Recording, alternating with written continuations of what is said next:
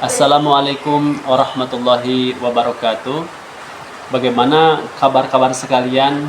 Semoga hari ini dalam keadaan sehat walafiat dan diberikan berbagai kemudahan dari Allah Subhanahu wa taala, dan semoga apa yang selama ini selama ini mempunyai persoalan, masalah, semoga diberikan kemudahan, diberikan solusi untuk jalan keluarnya. Baik, pada kesempatan hari ini kita mencoba untuk membahas tentang kaidah dasar hukuman. Nah, kemarin kita membahas tentang hukuman ya, tentang hukuman, pengertian hukuman, kemudian tujuan dijatuhkannya hukuman gitu. Nah, sekarang kita bahas tentang kaidah dasar hukuman. Oke.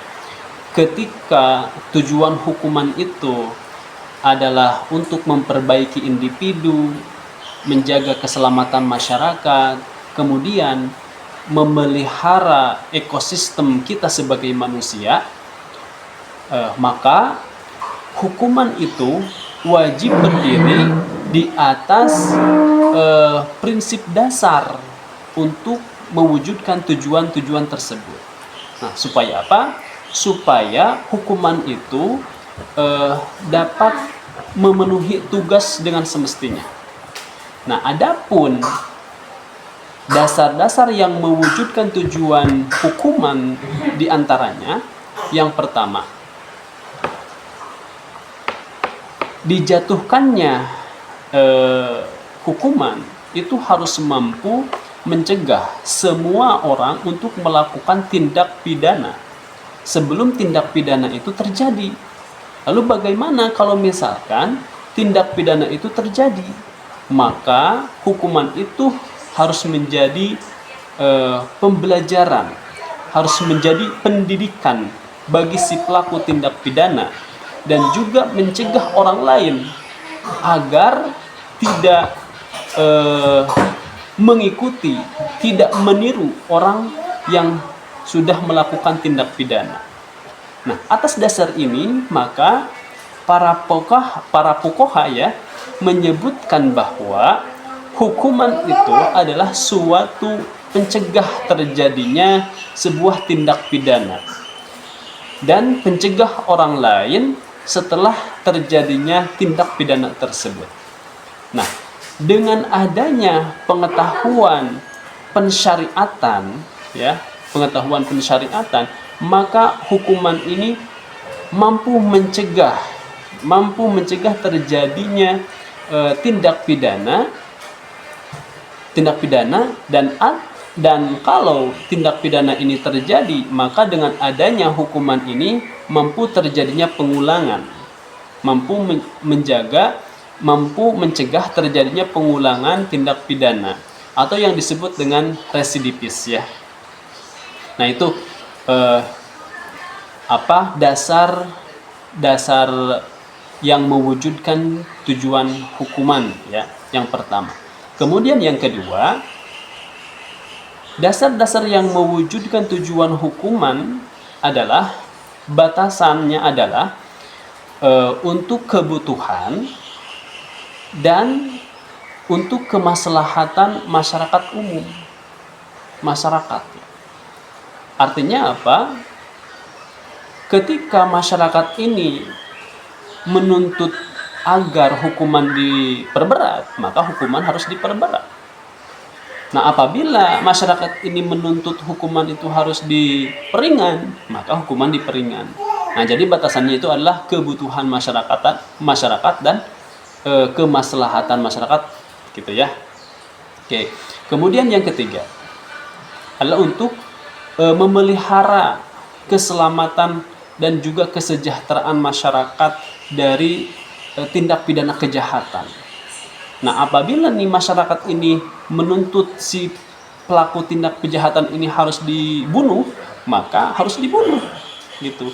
Atau selain dibunuh, si tindak pidana kejahatan ini harus dipenjara sampai dia mati, gitu ya. Sampai kapan? Sampai dia bertobat. Kalau dia bertobat, maka bisa dibebaskan. Atau sampai si tindak tindak pelaku kejahatan ini kembali menjadi baik gitu. Nah, sebelum dia terlihat baik, maka tetap harus kurungan itu harus dilaksanakan begitu.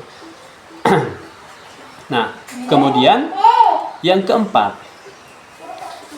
dasar yang mewujudkan tujuan hukuman adalah hukuman ini mampu mendidik, ya, mampu mendidik si pelaku tindak kejahatan.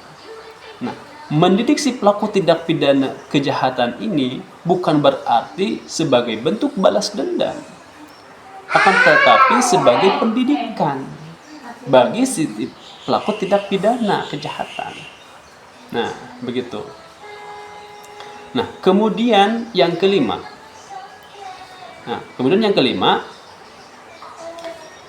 Dasar-dasar yang mewujudkan tujuan hukuman adalah semua hukuman yang disyariatkan.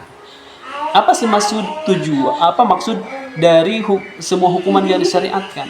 Nah, hukuman yang disyariatkan itu adalah semua hukuman yang mampu menghasilkan keselamatan bagi individu dan keselamatan bagi masyarakat umum.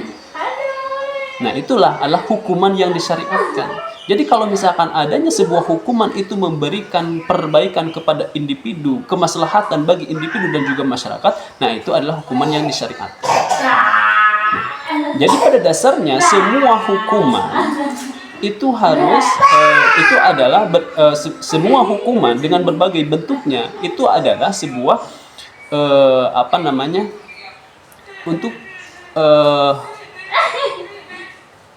dengan berbagai bentuknya itu adalah hukuman itu adalah sebagai pendidikan, sebagai perbaikan dan sebagai pencegahan, ya.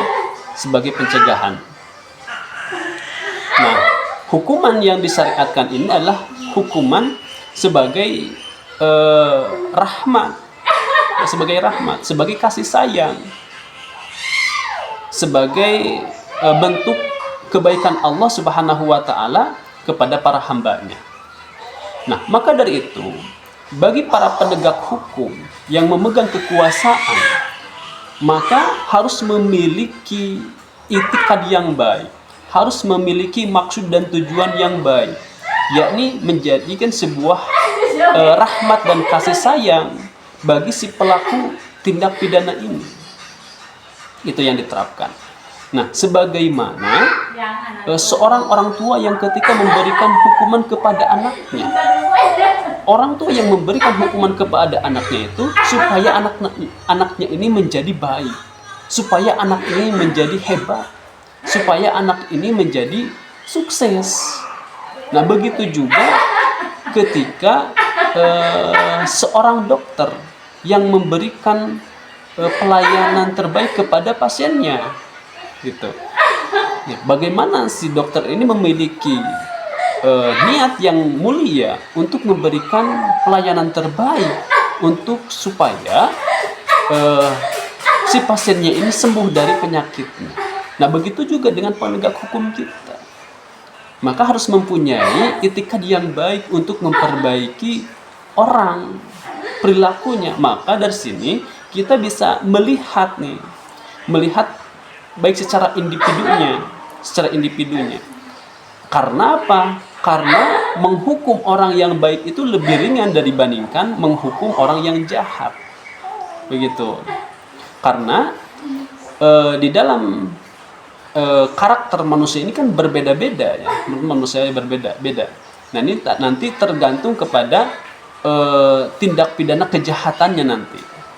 Karena di dalam hukum pidana Islam ini nanti ada sub-subnya, atau ada kejahatannya dan juga ada hukumannya, gitunya.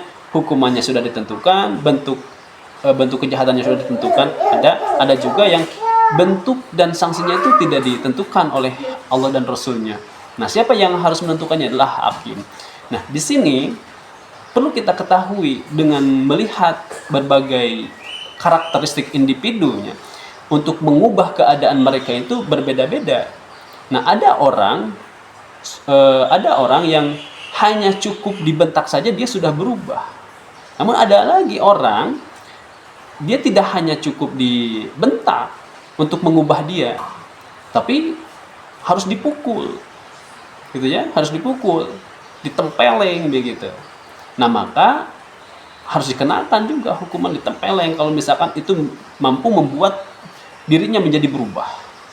Nah ada juga nih orang yang dibentak masih bandel, dipukul masih bandel, maka apa yang harus dilakukan? Bisa saja dipenjara atau dikurung. Nah setelah dikurung baru dia nanti akan apakah sadar atau misalkan dia tobat atau tidak. Nah begitu, ini